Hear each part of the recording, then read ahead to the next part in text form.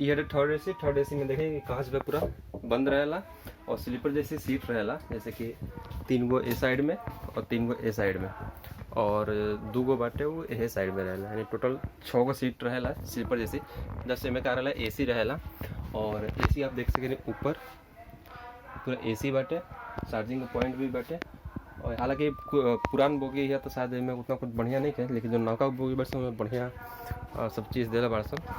और देख सके में आपके एगो तकिया मिलेला, तकिया मिली, एगो बिछावे के मिली और ये ओढ़े के मिली, तो ओढ़ना बिछावना भी सब एक साथ में मिलेला।